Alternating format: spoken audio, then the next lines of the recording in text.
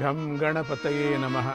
ಬ್ರಹ್ಮಾದಿದೇವವರದಂ ಸಕಲಾಗಮಾಢ್ಯಂ, ಬ್ರಹ್ಮಾದಿದೇವವರದಂ ಸಕಲಾಗಮಾಢ್ಯಂ, ಧರ್ಮಾರ್ಥಕಾಮಫಲದಂ ಜನಮೋಕ್ಷಹೇತುಂ, ಧರ್ಮಾರ್ಥಕಾಮಫಲದಂ ಜನಮೋಕ್ಷಹೇತುಂ, ವಾಚಾಮಗೋಚರಮನಾದಿ ಮನಂತರೂಪಂ, ವಾಚಾಮಗೋಚರ ಮನಾದಿ ಮನಂತರೂಪಂ.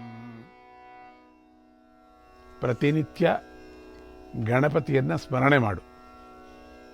ಗಂ ಗಣಪತೇ ನಮಃ. ಅವನನ್ನು ಧ್ಯಾನ ಮಾಡು, ಅವನನ್ನು ಪೂಜೆ ಮಾಡು. ಎದ್ದು ಕೂಡಲೇ ಗಂ ಗಣಪತಿ ನಮಃ ಅಂತೇಳು. ಇನ್ನು ಅನಂತರ ನಿನ್ನ ಕಾಲಕೃತ್ಯಗಳನ್ನು ತೀರಿಸ್ಕೊಂಡು ಗಣಪತಿ ಪೂಜೆಯನ್ನು ಷೋಡಶೋಪಚಾರ ಪೂಜೆ ಮಾಡು. ಅನಂತರ ಇತರ ದೇವತೆಗಳನ್ನು ಧ್ಯಾನಿಸಬೇಕು. ಭೂಮಿ ಮೇಲೆ ಪಾದಗಳನ್ನು ಇಡ್ತಾ ಇರುವುದಕ್ಕೆ ಮುಂಚೆ ಅಂತ ನೀವು ಉಡ್ತಾ ಇದೆಯಾ, ನೀನು ಮಂಚದಿಂದ ಭೂಮಿ ಮೇಲೆ ಕಾಲಿಡ್ತಾ ಇದೆಯಾ, ಅಪರಾಧ ಕ್ಷಮಾಪಣೆ ಕೋರಿಕೊಡ್ತಾ ಭೂಮಾತೆಯನ್ನು ಧ್ಯಾನಿಸಬೇಕು.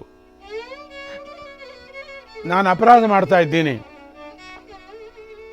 ನಾನು ಭೂಮಿ ಮೇಲೆ ಕಾಲಿಡ್ತಾ ಇದ್ದೀನಿ ಅಂತ ಹೇಳ್ತಾ ಪ್ರಾರ್ಥನೆ ಮಾಡಿ ಶೌಚ ವಿಧಿಗಳನ್ನು ಪೂರೈಸಿದ ನಂತರ ದೇವತಾ ಪೂಜೆ ಮಾಡಬೇಕು. ಬ್ರಾಹ್ಮಣರು ಅತಿಥಿಗಳ ಜೊತೆ ಭೋಜನವನ್ನು ಸ್ವೀಕರಿಸಬೇಕು. ಒಬ್ಬರೇ ಕೂತ್ಕೊಂಡು ಮಾಡಬಾರ್ದು, ಬ್ರಾಹ್ಮಣರ ಜೊತೆ ಕೂತ್ಕೊಂಡು ಮಾಡಬೇಕು. ಇಲ್ಲ ಒಂದು ಪ್ರಾಣಿ ಜೊತೆಯಲ್ಲಾರು, ಒಂದು ಗೋವು ಜೊತೆನಾಲು ಮಾಡಬೇಕು ಅಂತ ಹೇಳ್ತಾರೆ. ನಂತರ ಭಗವಂತನ ಕಥಾಶ್ರವಣ ಮಾಡಬೇಕು. ಇದು ಪ್ರತಿನಿತ್ಯ ಮಾಡುವಂಥದ್ದು. ಸ್ವಲ್ಪ ಹೊತ್ತು ತಂದೆ ತಾಯಂದಿರು ಗೋ ಬ್ರಾಹ್ಮಣರ ಸೇವೆಗಳನ್ನು ಮಾಡಬೇಕು, ಗುರುಸೇವೆ ಮಾಡಬೇಕು. ದೀನರಿಗೆ ಅನ್ನವಸ್ತ್ರಗಳನ್ನು ಕೊಟ್ಟು ಆಧರಿಸಬೇಕು. ಸಾಧುಗಳನ್ನು ಗೌರವಿಸಿ ಸತ್ಕಾರ ನೀಡಿ ಅವರ ಆಶೀರ್ವಾದ ಪಡೆಯಬೇಕು. ಈಶ್ವರಾನುಗ್ರಹೋ ಯೇಷಾಂ, ಈಶ್ವರಾನುಗ್ರಹೋ ಯೇಷಾಂ, ಸಾಧೂನಾಂ ಚ ಪ್ರಪಾಲನಂ, ಸಾಧೂನಾಂ ಚ ಪ್ರಪಾಲನಂ, ಈಶ್ವರಾನುಗ್ರಹೋ ಯೇಷಾಂ, ಈಶ್ವರಾನುಗ್ರಹೋ ಯೇಷಾಂ. ಸಾಧು ಸತ್ಪುರುಷರ ಸೇವಾಫಲ ಅನಂತವಾದಂಥದ್ದು. ಅದರಿಂದ ಖಂಡಿತ ಭಗವಂತನ ಅನುಗ್ರಹ ಲಭಿಸುತ್ತೆ. ಶಕ್ತಿ ಮೀರಿ ದಾನ ಮಾಡಬೇಕು. ದಾನ ಮಾಡದೆ ಹೋದರೆ ಇರತಕ್ಕಂಥ ಸಂಪತ್ತೆಲ್ಲ ಕ್ಷೀಣವಾಗಿ ದರಿದ್ರ ಉಂಟಾಗತ್ತೆ. ನಿನಗೆ ಇರತಕ್ಕಂಥ ಅದರಲ್ಲಿ ಸ್ವಲ್ಪನಾರೂ ದಾನ ಮಾಡಬೇಕಂತೆ. ಅದು ಎಲ್ಲ ಗುರು ಸಮರ್ಪಣೆ ಮಾಡಬೇಕು. ಬಾಹ್ಯ ಶತ್ರುಗಳನ್ನು ಜಯಿಸುವುದರ ಜೊತೆಗೆ ಅಂತರ್ಶತ್ರುಗಳನ್ನು ಜಯಿಸಬೇಕು. ಒಳಗಿರ್ತಕ್ಕಂಥ ಶತ್ರುಗಳನ್ನು ಜಯಿಸಬೇಕು. ಆರಾಮ ಚೈತ್ಯಯೋಚ್ಛೇದಂ, ಆರಾಮ ಚೈತ್ಯಯೋಚ್ಛೇದಂ ನ ಕುರ್ಯಾ ನೃಪಸತ್ತಮಗ, ನ ಕುರ್ಯಾ ನೃಪಸತ್ತಮಗ, ನ ಕುರ್ಯಾ ನೃಪಸತ್ತಮಗ. ತೋಟಗಳನ್ನು ಮತ್ತು ನೆರಳು ಕೊಡ್ತಕ್ಕಂಥ ವೃಕ್ಷಗಳನ್ನು ಎಂದಿಗೂ ಕತ್ತರಿಸಬಾರದು. ಅದರಿಂದ ತೊಂದರೆ ಆಗುತ್ತಾ ಇದ್ದರೆ ಮಾತ್ರ ತೆಗಿಬೇಕು. ಅದರಿಂದ ರೋಡ್ಗೆ ಬಂತು, ಮನೆ ಮೇಲೆ ಬಿತ್ತು, ಅಷ್ಟು ಮಾತ್ರ ಮಾಡಬೇಕು. ಅದರಿಂದ ತೊಂದರೆ ಇಲ್ಲದೆ ಹೋದರೆ ಅದನ್ನು ಕಡಿಯಬಾರ್ದು, ಕತ್ತರಿಸಬಾರ್ದು. ತ್ಯಾಗ ಬುದ್ಧಿಯಿಂದ ಜೀವಿಸಬೇಕು. ಯಾವಾಗಲೂ ದೇವತೆಗಳು ಬ್ರಾಹ್ಮಣರನ್ನು ಪೂಜಿಸ್ತಾ ಇರಬೇಕು. ಅದು ಮಾತ್ರ ಜ್ಞಾಪಕ ಇಟ್ಕೋ ಅಂತ ಅನೇಕ ಧರ್ಮ ಸೂಕ್ಷ್ಮಗಳನ್ನು ತಿಳಿಸಿ ಮಗನಿಗೆ ಪಟ್ಟಾಭಿಷೇಕ ಮಾಡ್ತಾನೆ. ಹೀಗೆ ತಾನು ಮಾಡಬೇಕಾದ್ದನ್ನೆಲ್ಲ ಮಾಡಿ ಮುಗಿಸಿ ಕೊಡಬೇಕಾಗಿರ್ತಕ್ಕಂಥದ್ದನ್ನೆಲ್ಲ ಕೊಟ್ಟು ಮಗನಿಗೆ ಪ್ರಜೆಗಳಿಗೆ ಹೇಳಬೇಕಾಗಿರ್ತಕ್ಕಂಥ ಬುದ್ಧಿಮಾತುಗಳನ್ನು ಹೇಳಿ ಆಗಿಬಿಡುತ್ತೆ.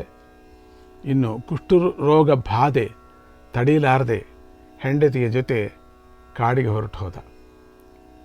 ಸುಫಲ ಜ್ಞಾನಗಮ್ಯ ಅನ್ನತಕ್ಕಂಥ ಮಂತ್ರಿಗಳು ಮುಂದೆ ಸಾಗಿಸ್ತಾರೆ.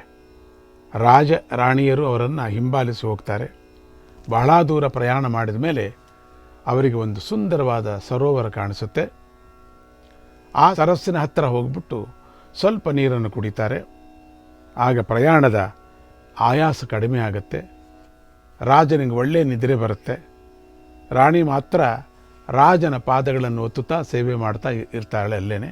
ಆಗ ಮಹಾ ತೇಜಸ್ಸಿನಿಂದ ಕೂಡಿದ್ದ ಒಬ್ಬ ಋಷಿಕುಮಾರ ಅಲ್ಲಿಗೆ ಬಂದು ಅವನನ್ನು ನೋಡಿ ರಾಣಿಯು, ಏನಪ್ಪ ನೀನು ಯಾರು ಮಹಾನುಭಾವ, ಈ ಕಾಡಿಗೆ ಯಾಕೆ ಬಂದಿದ್ದೀಯಪ್ಪ, ನಿನ್ನ ತಂದೆ ತಾಯಿ ಯಾರಪ್ಪ ಅಂತ ಕೇಳ್ತಾಳೆ.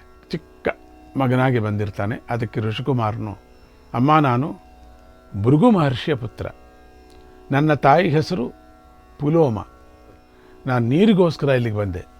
ಅದಿರಲಿ, ಇವನ ಶರೀರವನ್ನು ಕ್ರಿಮಿಕೀಟಗಳು ಪೀಡಿಸ್ತಾ ಇದೆಯಲ್ಲ, ಈ ರೋಗಿಷ್ಠನನ್ನು ನೀನು ಹೇಗೆ ಮದುವೆ ಮಾಡಿಕೊಂಡೆ ತಾಯಿ, ನೀನು ಹೇಗೆ ಮದುವೆ ಮಾಡಿಕೊಂಡೆ, ಇವನೇನು ಹೀಗಿದ್ದಾನಲ್ಲ, ಇವನಿಗೆ ಈ ಕಾಯಿಲೆ ಇರತಕ್ಕಂಥ ಅದನ್ನು ಹೇಳದೆ ಯಾರಾದರೂ ನಿನಗೆ ಮೋಸ ಮಾಡಿ ಮದುವೆ ಮಾಡಿದ್ರಾ ಅಂತ ಕೇಳ್ತಾ ಇದ್ದಾನೆ.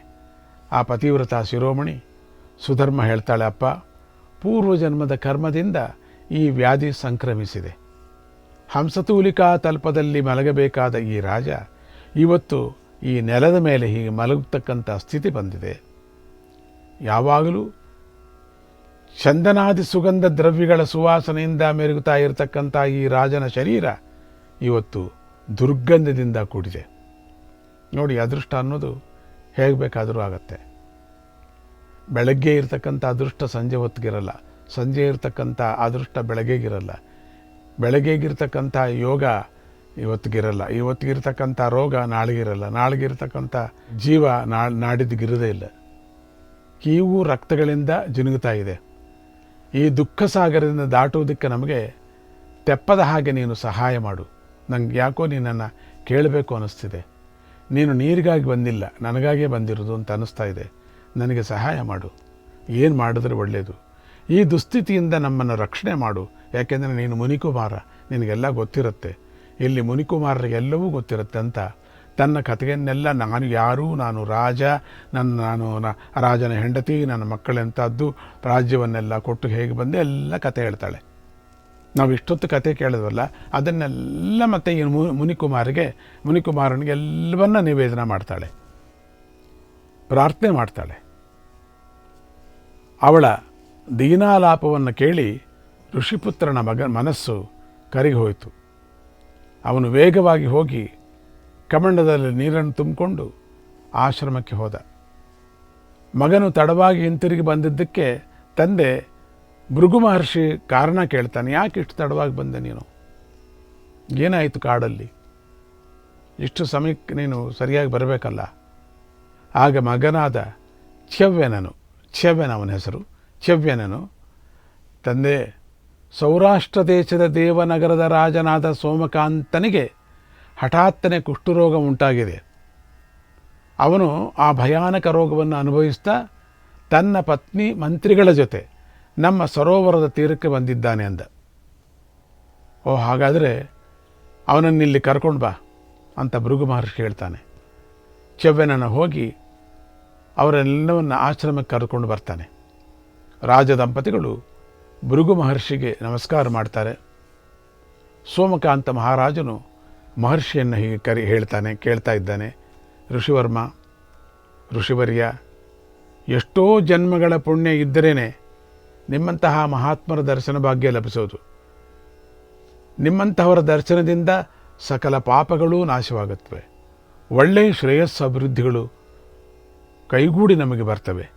ಭೂತ ಭವಿಷ್ಯ ವರ್ತಮಾನ 3 ಕಾಲಗಳಲ್ಲೂ ನಿಮ್ಮ ದರ್ಶನ ಜೀವಿಗಳನ್ನು, ಅಂದರೆ ದರ್ಶನದ ಜೀವಿಗಳನ್ನು ಪವಿತ್ರರನ್ನಾಗಿ ಮಾಡುತ್ತವೆ. ಎಲ್ಲ ಜೀವಿಗಳು, ಪ್ರಾಣಿಗಳು, ಪಶು ಪಕ್ಷಿಗಳು ಎಲ್ಲವೂ ಕೂಡ ನಿಮ್ಮ ದರ್ಶನದಿಂದ ಉತ್ತಮ ಜನ್ಮವನ್ನು ಪಡಿತವೆ. ಆದರೆ ನನಗೆ ಈ ವ್ಯಾಧಿ ಯಾವ ಕಾರಣದಿಂದ ಬಂತೋ ಗೊತ್ತಾಗಲಿಲ್ಲ. ನಾನು ಏನೆಲ್ಲ ಪುಣ್ಯ ಕಾರ್ಯಗಳನ್ನು ಮಾಡಿದರೂ ಕೂಡ ಇದು ನಿವಾರಣೆ ಆಗ್ತಾ ಇಲ್ಲ. ನಿಮ್ಮಲ್ಲಿ ಶರಣು ಬೇಡ್ತಾ ಇದ್ದೀನಿ ಅಂತ ಪ್ರಾರ್ಥನೆ ಮಾಡ್ತಾನೆ. ಭೃಗು ಮಹರ್ಷಿ ಒಂದು ಕ್ಷಣಕಾಲ ಧ್ಯಾನ ಮಾಡಿ ರಾಜನಿಗೆ ಹೀಗೆ ಹೇಳ್ತಾನೆ. ಓ ಮಹಾರಾಜ, ನನ್ನನ್ನು ಆಶ್ರಯಿಸಿದ ಯಾವ ಪ್ರಾಣಿಗೂ ದುಃಖ ಉಂಟಾಗಲ್ಲ. ಪೂರ್ವ ಜನ್ಮದಲ್ಲಿ ನೀನು ಮಾಡಿದ ಯಾವ ಪಾಪ ಕರ್ಮದಿಂದ ಈ ವ್ಯಾಧಿ ಉಂಟಾಗಿದೆ ಅನ್ನುವುದನ್ನು ಹೇಳ್ತೀನಿ ಕೇಳು. ನಿನ್ನ ನೋಡಿದ ಕೂಡಲೇ ನನಗೆ ಅರ್ಥವಾಗ್ತಾ ಇದೆ ಅಂತ ಸೋಮಕಾಂತ ಮಹಾರಾಜನ ಪೂರ್ವ ಜನ್ಮದ ಕಥೆಯನ್ನು ಹೀಗೆ ಹೇಳಕ್ಕೆ ಪ್ರಾರಂಭ ಮಾಡ್ತಾ ಇದ್ದಾನೆ.